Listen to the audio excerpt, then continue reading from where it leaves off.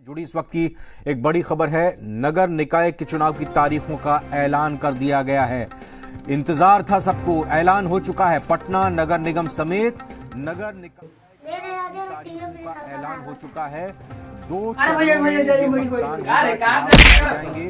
18 दिसंबर का मतदान होगा। 10 दिन बाद यानी 28 दूसरे चरण के लिए है न मुर्गा भात खाई जाई आ चल चली भैया जी से कही भैया जी चल चली कोई रे बलिया बैठ हुआ चुपचाप आ जोन बोले के वजह साफ साफ बोल। हां बोल क्या कहत रे? चुनाव चालू हो गए। कहत रे चुनाव चालू हो गई बाबू। हां भैया पता कर पूरा छेदी नगर में अपना खिलाफ के खड़ा होता। कौन खिलाफ होई हमने खड़ा? कौन है गांव में का तो गई बहु यही मेरे गांव में लगा के चौक आराम से चुनाव बा हारे के नहीं के नाव तो आ गइल बा। अब की बार चंडाल सिंह के गाड़ी पर लाद धके आंखी छाप आगे निकली जगह तनी चंडाल सिंह हमर कान फाड़ ले। पैसा तो झाट नहीं खे फिर दू कट्ठा बिकाई भले बेचाई बेजी वोट चालू हो गइल बा। सरो हमरा सब पता बा चुनाव चालू हो गइल बा। ये चुनाव चिन्ह तेलवारे छाप बा। आ देखो तानी छेदी नगर में हमारा खिलाफ के खड़ा होता। आई तेलवारे गांव में है भूसा के मुंह ये हमार लाड़ हरयन चंडाल सिंह। क्या कहले रे? हाथी ऊपर लो। छोटा डन नाम हमार छोटा डन भुला गइले। चुनाव चिन्ह हमार हाथी छाप हाथी छाप। गलती वेल मालिक।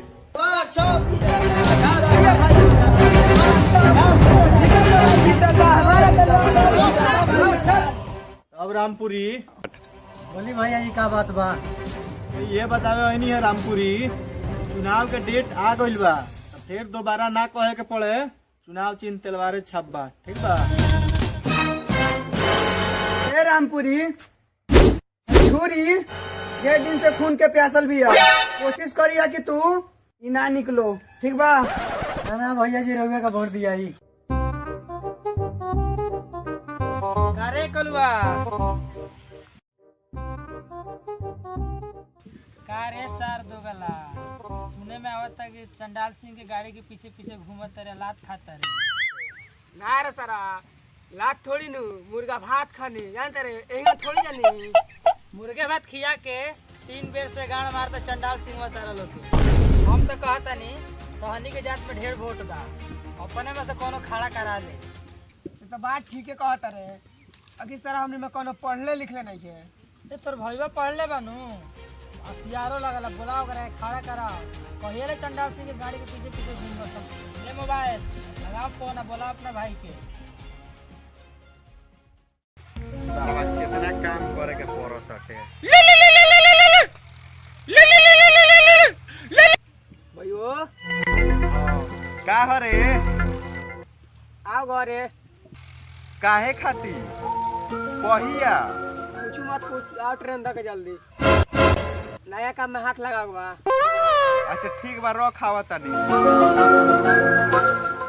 पूरा गांव में पोस्टर लगवा दो मेरे सर ये लगा पोस्टर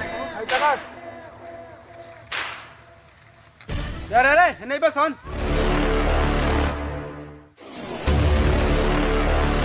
देखला सन तलवार छाप नाम चंडाल सिंह आई पोस्टर लागल बनू ई फाटल की तनी के गाड़ फाटल तो तनिक हग नहीं मुझे तो बंद करवा अगर ई कोनो फाट हो बा त मतलब नहीं के सब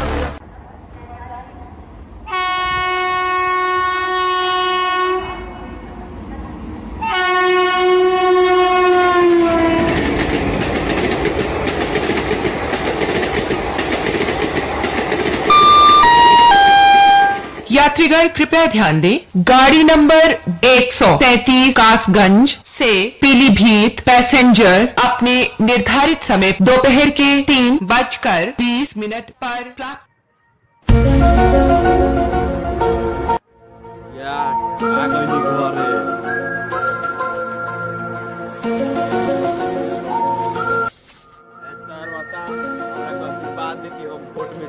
सब उनके गाड़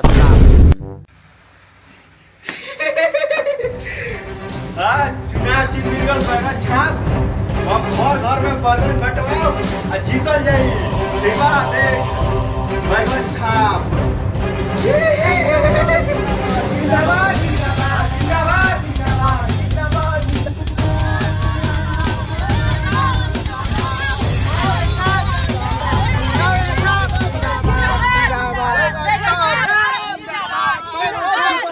चाचा प्रणाम प्रणाम हम खड़ा हो बानी वोट में अब बैगन छाप मिलल बाटे वोट ठीक बा यही पे वोट देवे के बा हमें का कौन सरवा काट देला बरे जवन हमरा का दी राइट दी ओकरा का वोट दे ऐसे कैसे ना वोट देबो अपने जात भाई के वोट ना देबो तो केकरा के देबो हां हमारा को बचात भैया जो हमको एंट्री देगा उसी को वोट हम देंगे लावड़ा भैया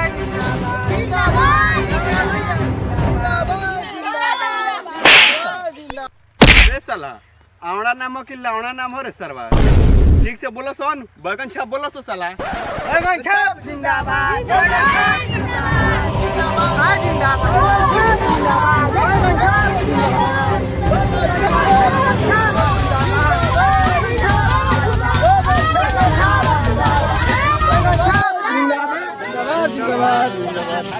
जिंदाबाद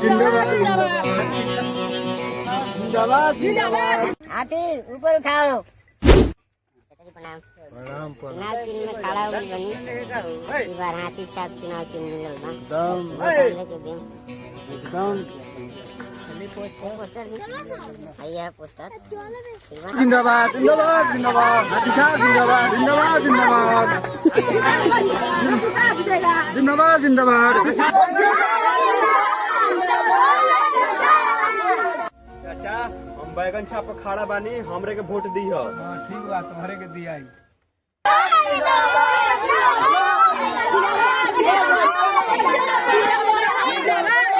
केहू बा जी केहू बा यहाँ तक कोनो नहीं के सरवा एगो पोस्टर में धो दे दियो तो वोट दे दियो सो भैया हम बैगन छाप पर खड़ा बानी वोट हमरे के दियो ठीक बा ना तो कल दुकान से ही उठा लिए जाओगे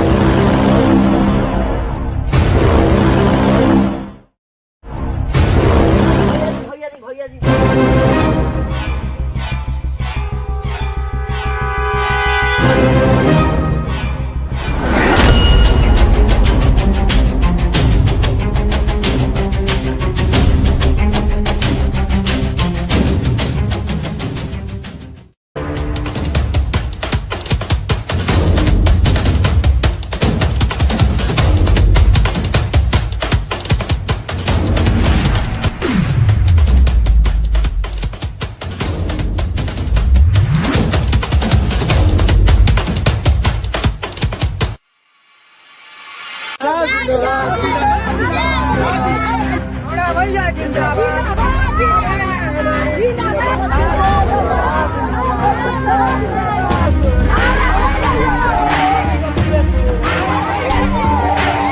घबराना पीछे सारा जमाना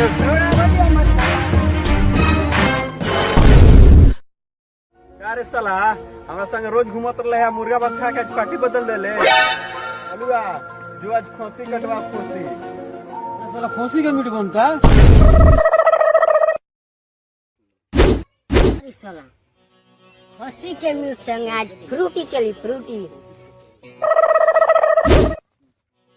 माता जी पहन तो हाल फ्रूटी चली का रे साला ते हमरा से का जीतबे औड़ा चला के मार दू तो लावड़ा फाट गई रे साला हमरा करावो सन खोसी के मीट आ 500 रुपया एगो हाफ अरे साला 500 रुपया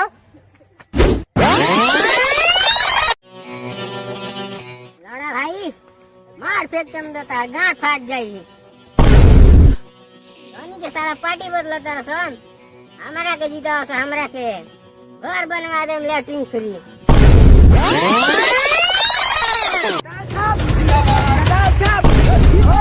भाई प्रणाम प्रणाम प्रणाम। याद बालू चुनाव चिन्ह तलवार छाप बड़ा तेजी में भागल कहीं नहीं तलवार गोड़िया में डाल दी। अभी चुनाव बा बर्दाश्त करे के पड़ला।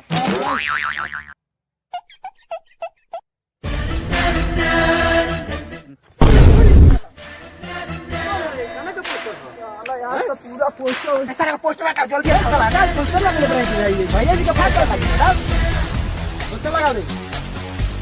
अरे चंडाल भैया जिंदाबाद जिंदाबाद।